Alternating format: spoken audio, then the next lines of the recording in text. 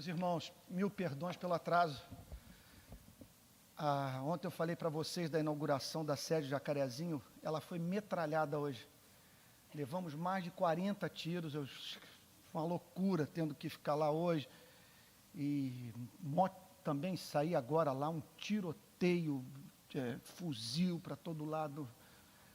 E tendo que administrar todas as consequências, porque o assunto vazou, parou nos meios de comunicação, está em todo o noticiário, ainda mais em razão de uma nota que tinha saído na sexta-feira, muito bonita, do Anselmo Góes, falando da inauguração da sede e tal, num lugar assim nobre da coluna dele, e pronto. E ele dizendo, né, na matéria, que como que ele esperava que o lugar que é chamado de Garganta do Diabo se transformasse num lugar de paz, né? Porque é Garganta do Diabo, o lugar da sede, porque ali era um local de desova no passado, onde o tráfico colocava os corpos, né, das vítimas. E aí, então, uma coisa havia mudado, né, durante um tempo, com a presença ali da polícia e tal, e agora voltou o tiroteio. Então, foi difícil. No sábado, nós já tínhamos vivido uma experiência muito aflitiva, com os voluntários tendo que correr para banheiro, se esconder e tal, das balas. Agora, hoje foi realmente caótico. Estão com as vidraças todas destruídas, e pela infinita bondade de Deus, não havia ninguém lá dentro, né? Agora, fica um clima muito grande de instabilidade. O responsável pelo projeto conversou hoje comigo por telefone, chorando muito e dizendo do amor dele pelo projeto, mas ele, ao mesmo tempo, declarando: eu não quero virar herói. Eu tenho 2 filhos pequenos para criar, eu não quero morrer. Sabe? E, ao mesmo tempo, é alguma coisa que pega os pais, pega a comunidade, porque como é que você vai deixar um filho num lugar daquele, não é, que virou um campo de guerra? Então, foi isso. Peço 1000 perdões a vocês pelo atraso, sabe? Mas não tive tempo, tive que vir pelo caminho de motocicleta, atendendo todos os meios de comunicação que vocês possam imaginar, agora aqui no estacionamento da igreja. Inclusive, eu estou precisando de uma pessoa que possa atender para mim e dizer que eu estou dando aula, que eu não estou podendo atender e que para retornar mais tarde. Vande, pode fazer? Então, que devem estar ligando aí direto. Porque diz para a pessoa retornar às 9h30, porque é uma bomba atômica, pois para a política de segurança pública, porque o Jacarezinho é considerado pacificado. E a sede do Rio de Paz é metralhada, numa operação policial que mostra que a polícia não está mais no controle do espaço territorial, né? E é isso, né?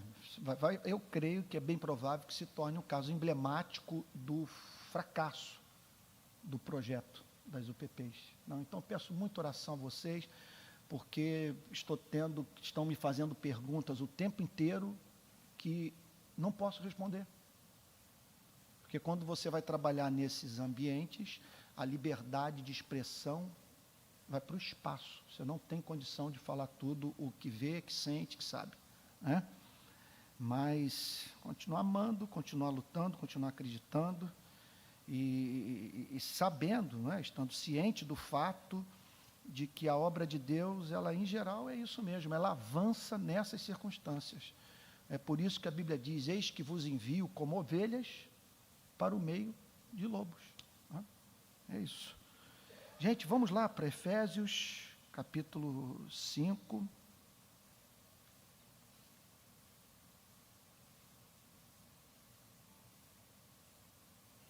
Efésios, capítulo 5.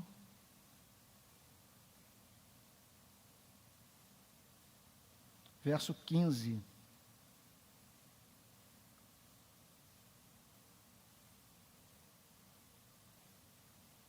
Eu vou fazer uma coisa com vocês.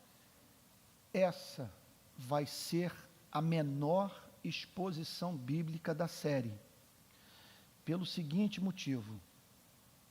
Eu creio que não seria justo com vocês se eu tratasse dos versos 15, 16 e 17 hoje, e incluindo, se eu tratasse dos versos 15, 16 e 17, não apenas os versos 15, 16 e 17, mas incluísse também a porção que fala sobre o encheivos do Espírito Santo.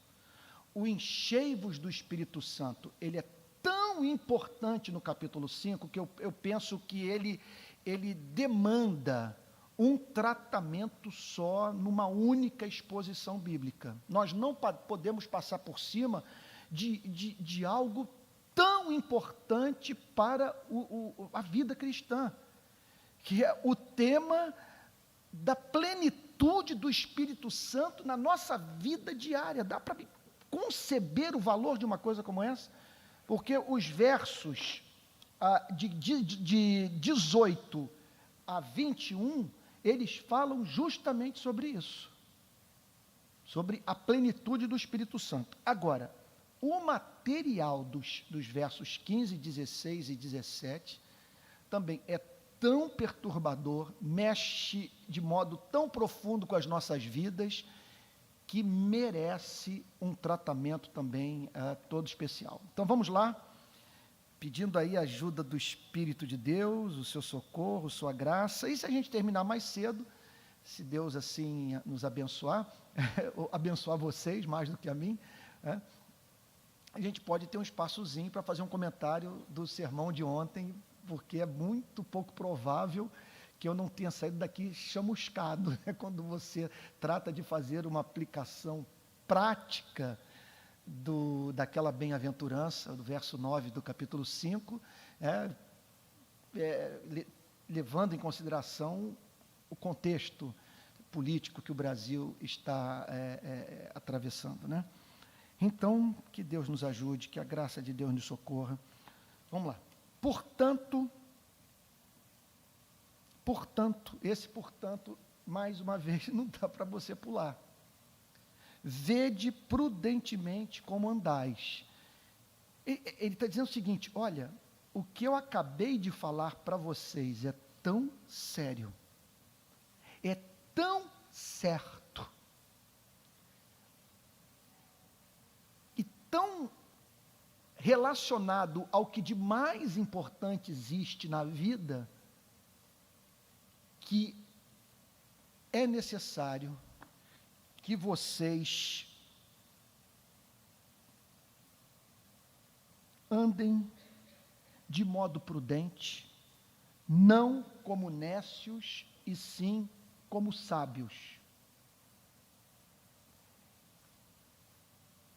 É uma passagem daquelas que mostram que não há espaço para frivolidade na vida cristã, que o cristianismo não é só alegria, não é só festa, não é só esplendor. O cristianismo parte do pressuposto de que a nossa jornada nesse mundo é árdua, é incerta, é repleta de incidentes, de fatalidades. Ontem termina o culto da minha igreja, meu Deus, se aproximam dos casais mais amados da nossa igreja, cujo marido está se preparando para o ministério sagrado, pais de 2 crianças recém-nascidas.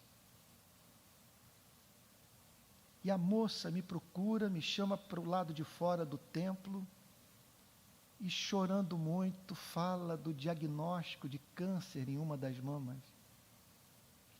E agora da necessidade de fazer um exame para saber se houve metástase. E ela dizendo: pastor, ter que conviver com os sentimentos, com os pensamentos que me assomam num momento como esse, faz desejar você, sim, morrer rápido, de uma bala perdida, e de não ter que lidar com a ideia de que você está partindo e vai deixar 2 crianças praticamente de colo.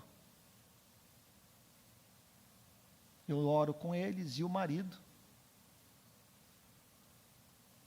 um oficial do exército, uma das pessoas mais consagradas da nossa igreja, mais mansas, mais equilibradas, não é um homem dado a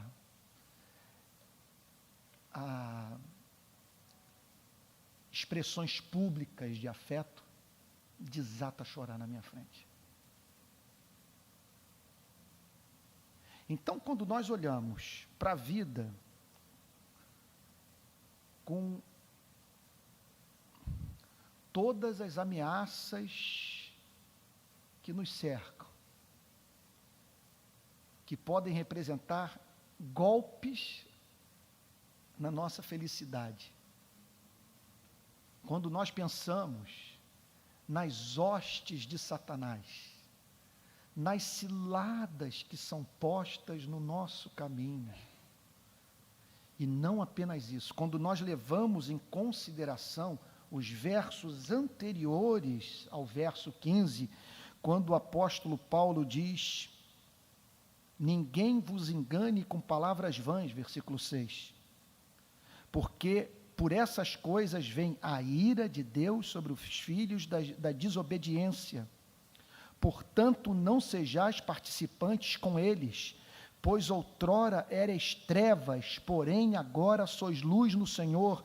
Andai como filhos da luz, porque o fruto da luz consiste em toda bondade, justiça e verdade, provando sempre o que é agradável ao Senhor, e não sejais cúmplices nas obras infrutíferas das trevas, antes reprovai-as, porque o que eles fazem em oculto só referir é vergonha, mas todas as coisas, quando reprovadas pela luz, se tornam manifestas, porque tudo que se manifesta é luz, pelo que diz: desperta, ó tu que dormes, levanta-te dentre os mortos, Cristo te iluminará. Portanto, vede prudentemente como andais. Ele está dizendo o seguinte, que tem que haver um espaço para circunspecção, tem que ver, quer dizer, que nós temos que andar de uma forma mais sóbria, que nós não podemos abrir a guarda.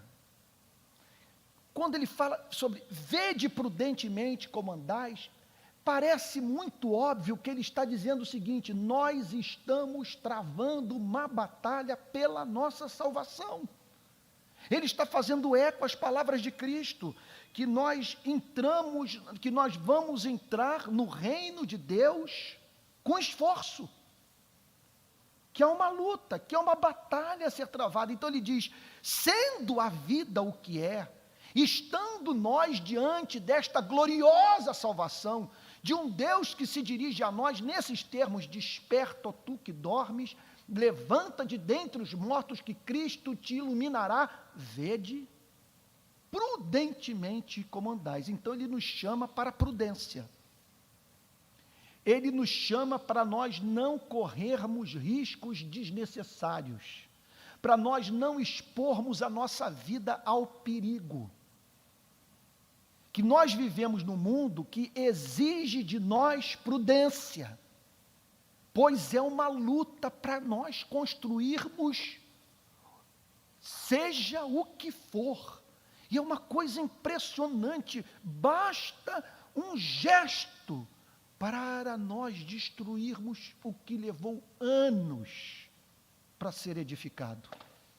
Por isso o apóstolo Paulo diz: vede prudentemente como andais.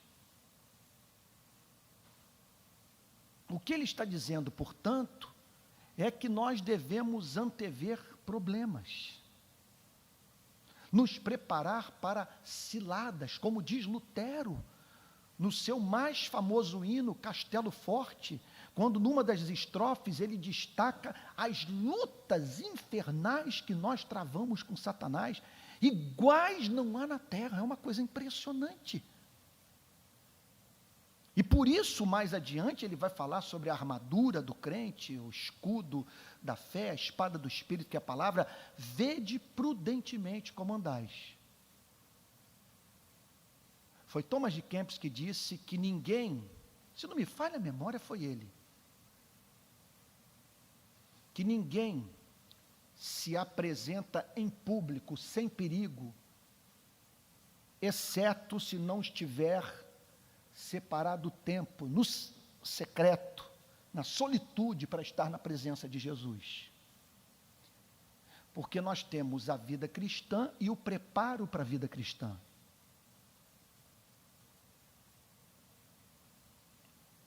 A decisão de sairmos de casa e de trabalharmos e de interagirmos com este mundo louco, mas há todo aquele preparo, vamos assim chamar, de bastidor,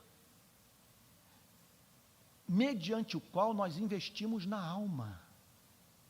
Nós cuidamos do nosso coração a fim de que, por sabermos que há uma propensão em nós ao pecado, nós não venhamos a entristecer o Espírito Santo.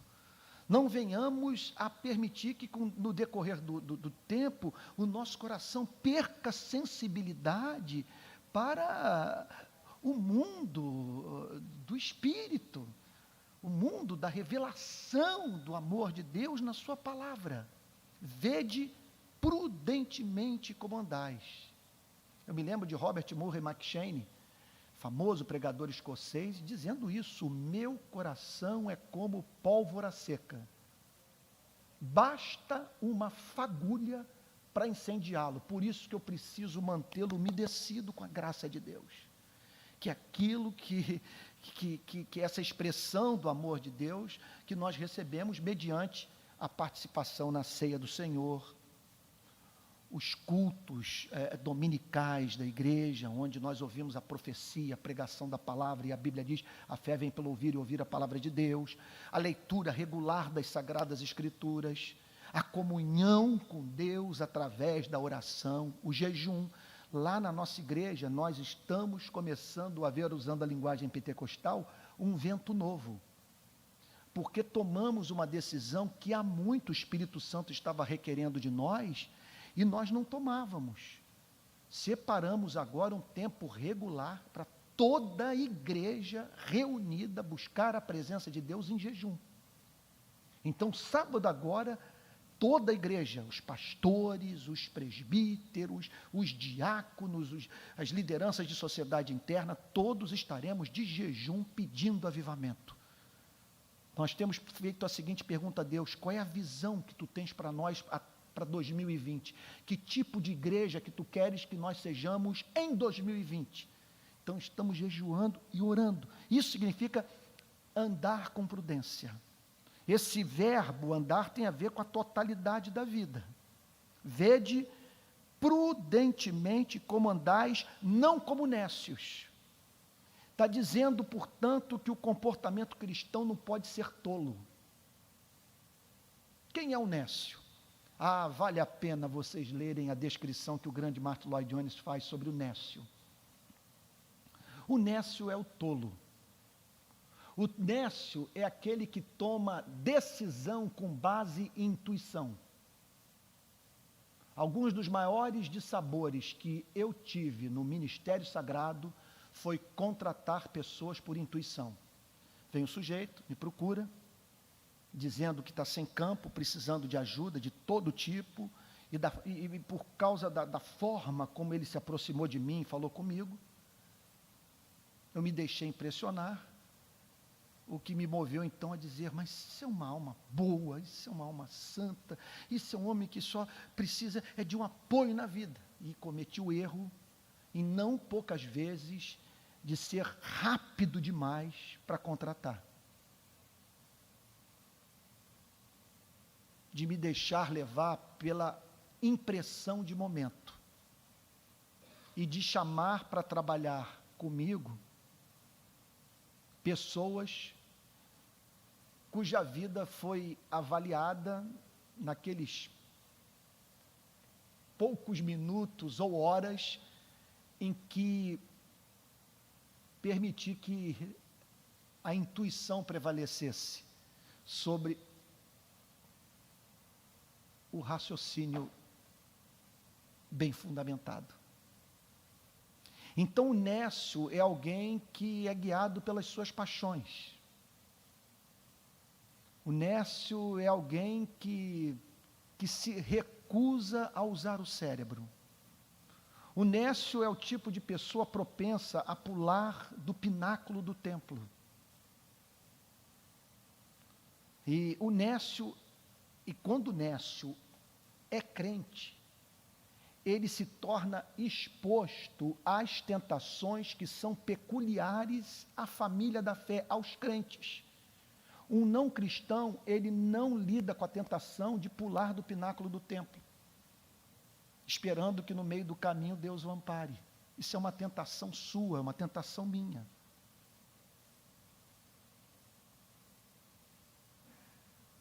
Muitas mulheres que não são cristãs, não vivem a tentação que mulheres cristãs vivem, de estarem casadas com maridos piedosos, santos, que elas sabem que não as trairão e que por isso as leva a relaxarem no cuidado do seu corpo.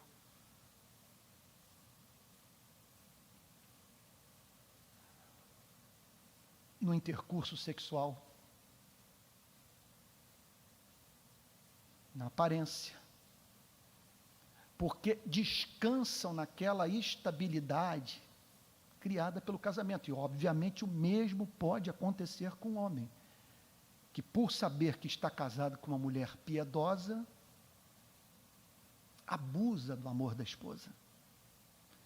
Então, o nécio, vede prudentemente como andais, não como nécios. O nécio é aquele que toma a decisão primeiro e depois ora para que Deus abençoe o que ele decidiu sem ter consultado a Deus através da oração. O nécio, portanto, é alguém que ele não leva em consideração a realidade da batalha espiritual. Ele não considera o fato de que o diabo veleja com o vento, que ele potencializa a nossa inclinação para a prática de pecados específicos. O nécio tem verdadeiro horror à escola dominical. Ele não se interessa pelo estudo das Sagradas Escrituras. Essa pode ser uma característica do nécio. Sabe, alguém interessado em experiências místicas, sabe, que não gasta tempo no exame desse livro. É óbvio que ele odeia, abomina totalmente a ideia de planejamento. Sabe, então é uma pessoa assim, muito levada pelas circunstâncias, pelo coração, pela paixão, pela intuição. Ele é nécio. Ele não considera o fato. Foi o que eu vi hoje. Sabe, houve um momento ali que, olha o que aconteceu. Estava o tiroteio e eu, dentro da sede, fui até a rua, botei a cabeça para ver o que estava acontecendo, ao que o nosso coordenador, que mora dentro da favela, disse o seguinte: pastor, nunca faça isso numa operação policial. Se o senhor vai e volta, ele pensa que o senhor foi para ver. Isso é bandido. Se tiver que ir, vai, mas não vai e volta. Então, é claro que hoje, não foi de quando eu cheguei lá e vi alguém indo me receber na porta. Não, vem para cá, não fica aqui, sai daqui, vai para ali. Quando eu vi o ambiente e a experiência petrificante Teve um momento que hoje eu fiquei petrificado, quando eu vi um rapaz, foi o que aconteceu, beijando uma pistola rosa, meio que com o cano da pistola dentro da boca. E eu passei por ele e tive a impressão que ele me chamou. E eu voltei, o que que houve? Ele falou, não, não é nada não. E eu fui passando, e fui andando, sem saber o que poderia acontecer. Quando o apóstolo Paulo fala sobre vede prudentemente como andais, ele está falando de um campo minado. Vede prudentemente como andais, não como necios. Ele está dizendo o seguinte, não seja tolo.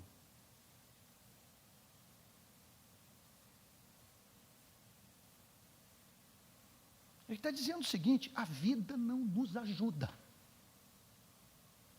O mundo não colabora para que nós nos aproximemos de Deus.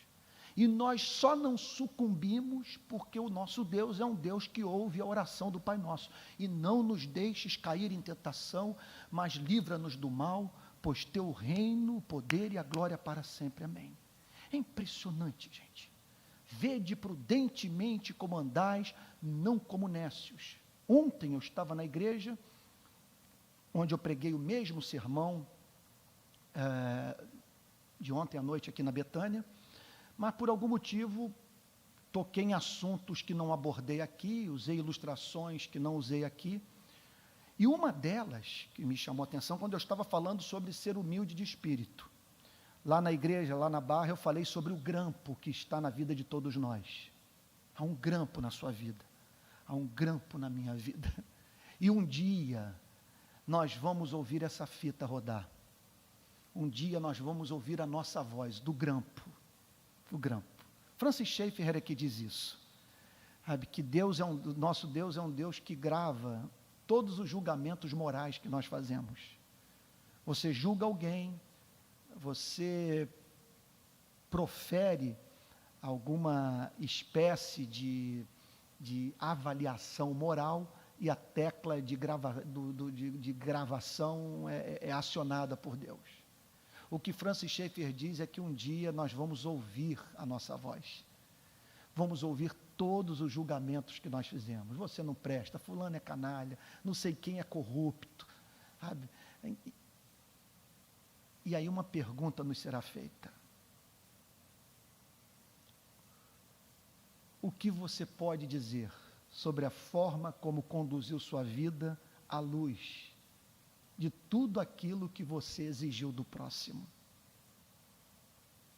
Todos cairão de joelhos, porque nós pregamos o que não vivemos. E aí eu me lembrei de uma controvérsia que houve no início da história da igreja, por conta das perseguições feitas pelo Império Romano. A igreja perseguida, cristãos sendo levados para as arenas, e as autoridades públicas romanas cobrando dos cristãos a negação da sua fé, a fim de que pudessem preservar as suas vidas. E quem o fizesse, teria a vida preservada. E o que aconteceu é que muitos negaram a fé.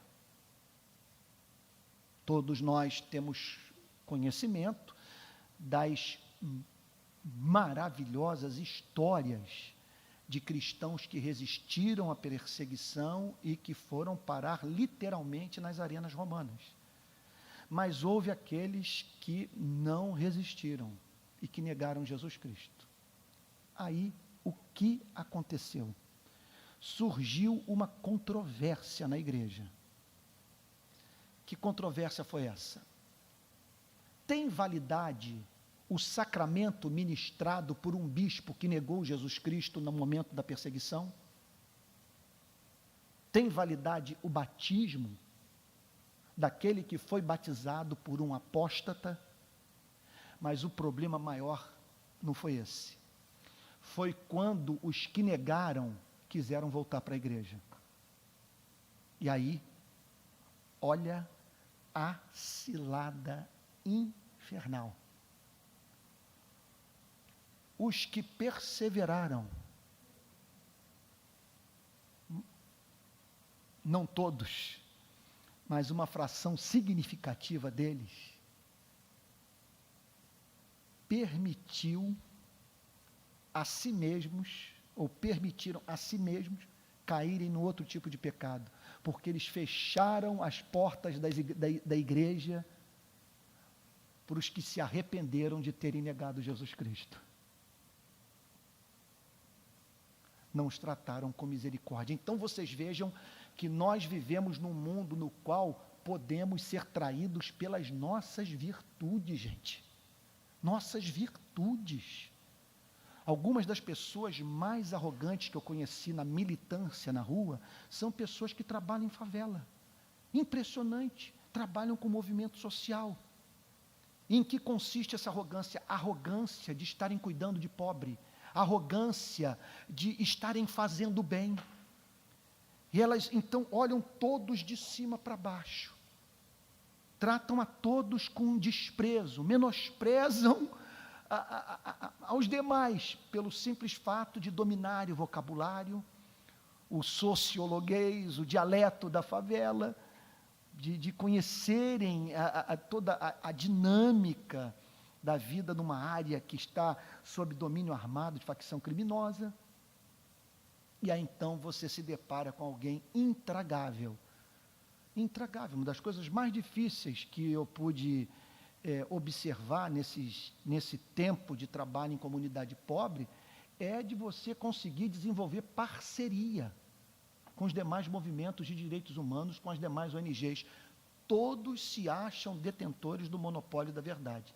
E os amigos de esquerda deveriam dar a mão à palmatória. Alguns deles são os mais soberbos que eu encontrei na militância. Eles acham que quem não reza a cartilha de Karl Marx não tem amor pelo pobre. Eles acham que quem crê na economia de mercado, quem crê no mérito, sabe, é necessariamente alguém que, sabe, quem crê na propriedade privada, é necessariamente alguém que não se importa com o pobre.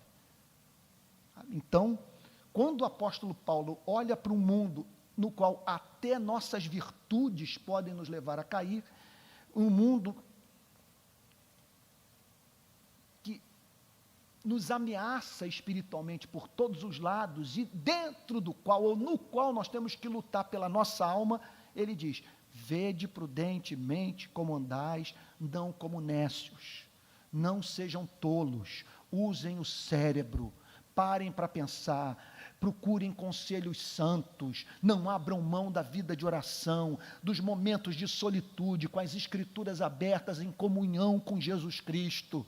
Não sejam nécios. E aí ele prossegue dizendo: e sim, como sábios. Quem é o sábio? O sábio não é apenas aquele que conseguiu acumular conhecimento. Não é apenas alguém que concluiu um curso de pós-graduação que se tornou um PhD renomado. Porque às vezes a pessoa revela um grande brilhantismo na sua área de atuação profissional, mas sem um pingo de sabedoria. Uma vez que a sabedoria não consiste no acúmulo de conhecimento, mas na capacidade de aplicar o conhecimento à vida. É impressionante o número de pessoas que revelam grande conhecimento, conhecimento da história geral, conhecimento dos bastidores do mundo político, mas que na hora de aplicarem na vida, o que sabem são uma tragédia. Uma tragédia. Isso a gente percebe perfeitamente hoje no nosso país. A falta de sabedoria, de pessoas que estão se deixando guiar pela paixão e que estão querendo algo sem pararem para pensar no day after. Se eu conseguir na marra o que eu quero agora, o que será desse país no ano que vem? nos próximos 5, 10 anos. Ninguém está pensando em termos de vitória duradoura. Todos estão pensando em termos da solução imediata do problema. O que eu estou vendo é um comportamento muito pouco democrático, porque a democracia, ela tem como característica servir de meio.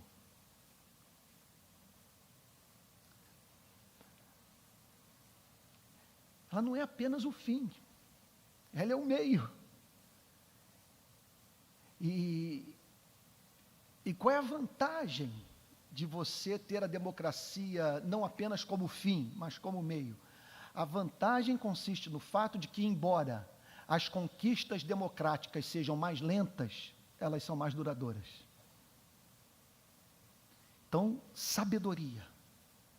Sabedoria significa você pegar os artigos de fé, ter a sua mente equipada pelas Sagradas Escrituras e aplicar o que sabe ser verdadeiro à vida, de modo que você estabeleça os melhores fins e trace os melhores meios para alcançar aquilo que julga representar a vontade de Deus para a sua vida. E aí, meu Deus do céu, o versículo 16. Vocês não queiram ler o sermão de Jonathan Edwards,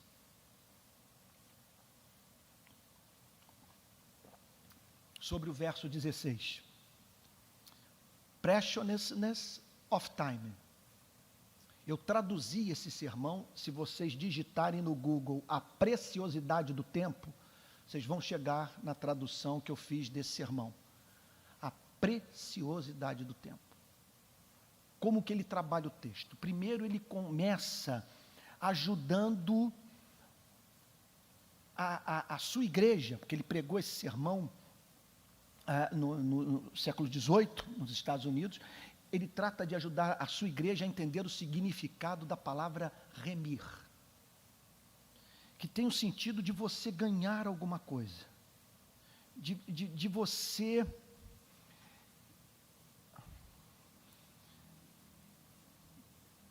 você não dissipar algo, remir o tempo, de você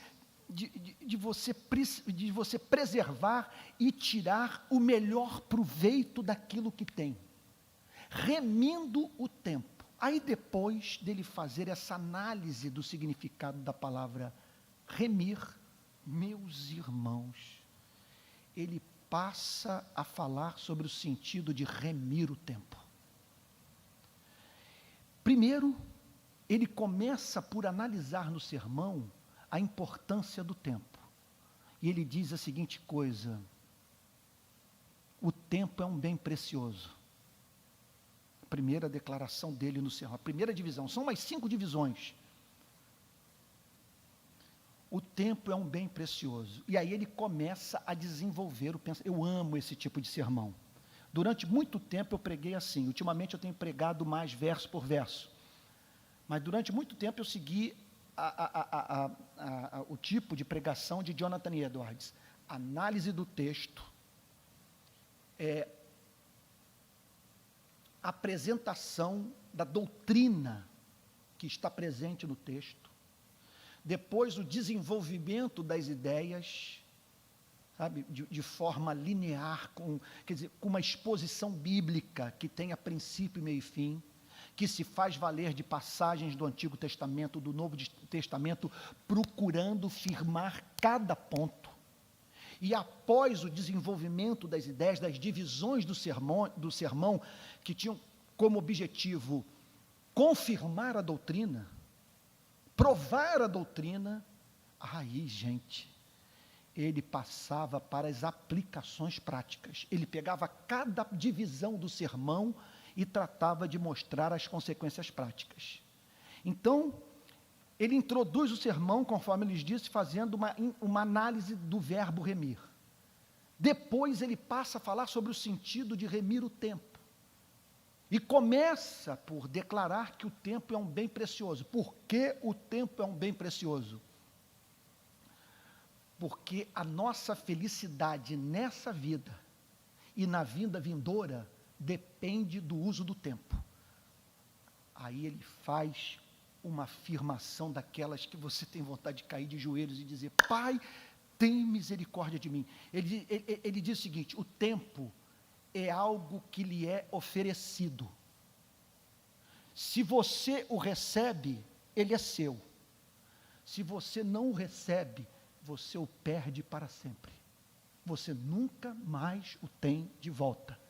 Está lembrado da rádio relógio? Cada minuto que passa é um milagre que nunca mais se repete.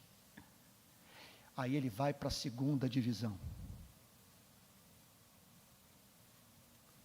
O tempo é um bem precioso. O tempo é um bem escasso. Nós o temos em pouca quantidade. Aí ele começa a falar olha que o título do sermão é A Preciosidade do Tempo. Aí ele começa a desenvolver o pensamento do porquê o tempo é precioso. Porque além de dependermos dele para sermos felizes neste mundo e no mundo vindouro, nós o temos em pouca quantidade. Nós duramos pouco. E aí, Fernando, a bomba atômica. Quando ele vira-se para a igreja, e ele lendo o sermão, né? Ele só pregava lendo o sermão inteiro, ele escrevia o sermão todo, impressionante, Deus o usava. Aí ele diz o seguinte: o tempo é um bem precioso, o tempo é um bem escasso, e o tempo é um bem incerto. Nós o temos em pouca quantidade, e ninguém sabe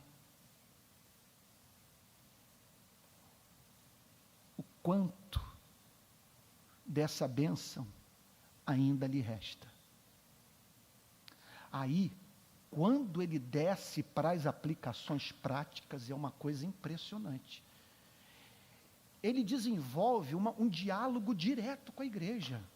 Era uma coisa impressionante a pregação do século XVIII, porque ninguém ficava ofendido, o pastor ia direto ao ponto. Sabe, quando ele condenava, ele achava que a igreja dele, as pessoas eram muito temperamentais, brigavam muito umas com as outras. Ele era direto, ele dizia: vocês brigam demais uns com os outros, vocês disputam terra, disputam tudo, são soberbos. E se vocês não se reconciliarem uns com os outros, o Espírito Santo vai se afastar da igreja.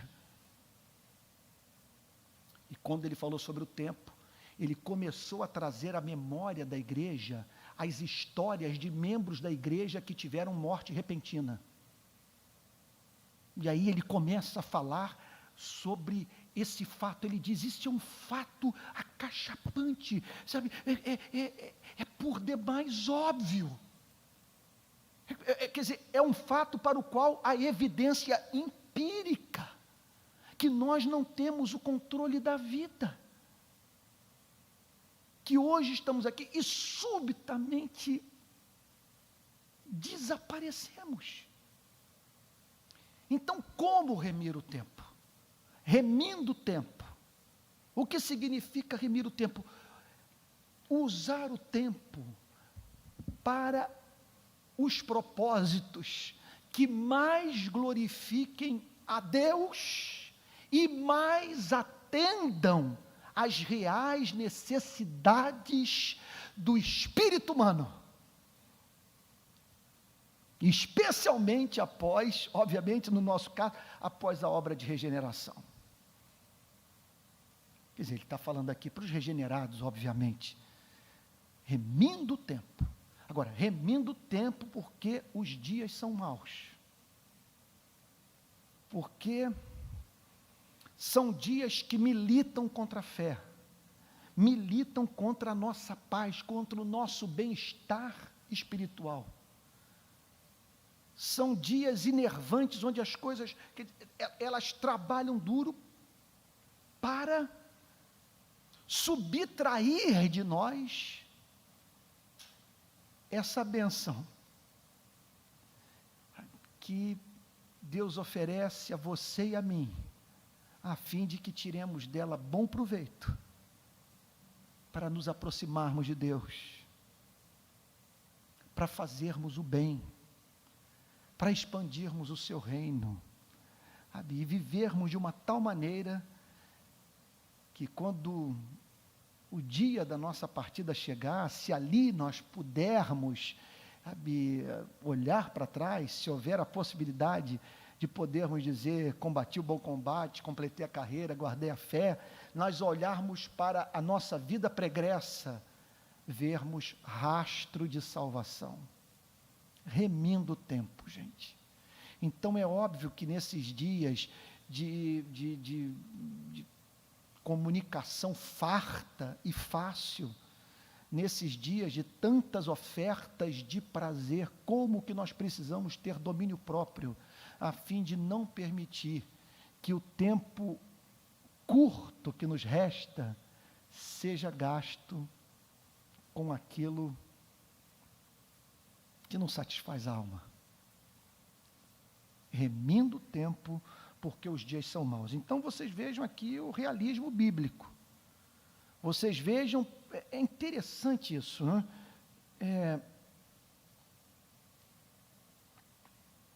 Hoje eu estava falando com Deus, enquanto voltava de moto da favela, eu dizendo, Deus, como eu preciso da Tua graça para me manter equilíbrio, é muita informação.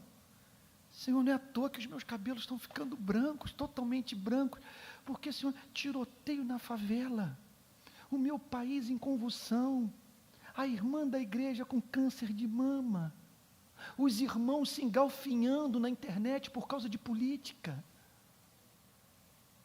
Meu Deus, que mundo é esse? Que mundo é esse? Então, quando nós nos deparamos com uma passagem como essa, gente, nós vemos aqui um modelo de espiritualidade que, embora não prescinda da alegria, da espontaneidade, sabe, embora haja espaço para, a palavra que está me vindo agora, eu acho que não se aplica, sabe, como é que eu poderia dizer? Que você não tem que viver o tempo inteiro, sabe, tenso. O chamado não é esse, para você ser solene, para você passar para todos a impressão que está sempre envolvido com uma grande batalha, com uma grande tarefa, está sobrecarregado de responsabilidades, sabe, e o fardo espiritual que você leva, ninguém conhece. Não é isso, mas veja, há espaço para alegria, há espaço para espontaneidade, há espaço para celebração, há espaço para o prazer, mas quando nós chegamos numa passagem como essa, nós vemos que o crente